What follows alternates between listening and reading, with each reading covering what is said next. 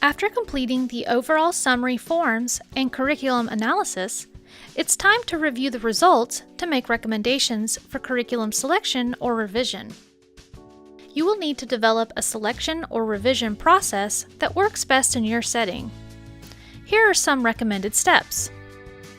Convene a meeting. Schedule a meeting of the Health Education Curriculum Review Committee to discuss the completed HECAT analyses.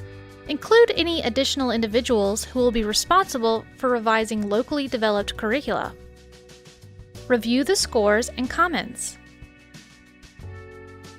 Review the scores for the preliminary curriculum considerations completed in Chapter 4 and determine whether to eliminate any curricula based on concerns about the accuracy and acceptability of content, feasibility of implementation, and cost. Review the recommendations for how to overcome the problems that were identified. Reach a consensus on final scores.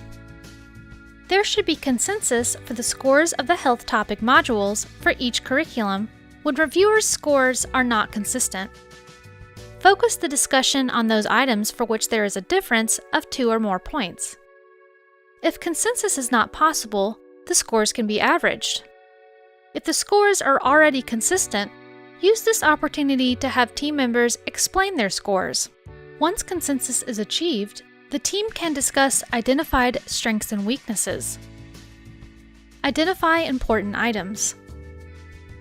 The HECAT process doesn't assume all scoring areas have the same value, although the same 0 through 4 scores are assigned for each area. Your team may decide that some criteria matter more than others when selecting an appropriate curriculum. For example, your team might consider refusal skills from the Standard 4 Communication Skills Practice score to be more important than the Standard 1 Knowledge Expectation score when selecting a middle school alcohol abuse or sexual health curriculum.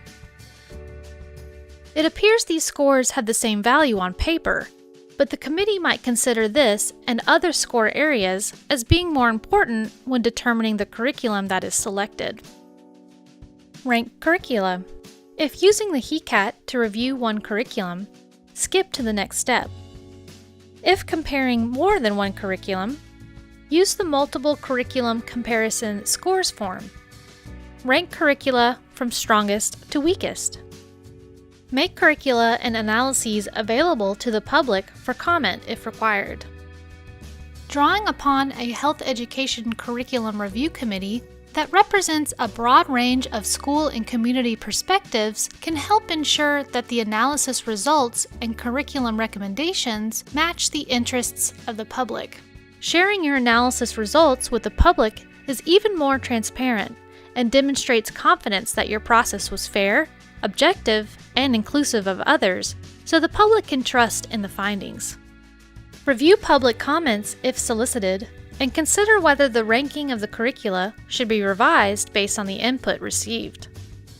The HECAT coordinator and members of the review team should examine all public comments, considering the implications of comments for ranking each curriculum. Remember, though, that no single opinion should immediately override your objective and systematic review committee process. Use final ranking and public comments to make curriculum recommendations for selection or improvement. Use the final ranking to make recommendations for selecting a packaged curriculum or making revisions to a locally developed curriculum. Assign curriculum revisions, supplements, and improvements. Revisions, supplements, or improvements to a curriculum should be assigned to a writing team made up of review team members or other health educators who have experience and expertise in writing curricula. Now, let's take a moment to check your knowledge on using the HECAT by answering a few questions.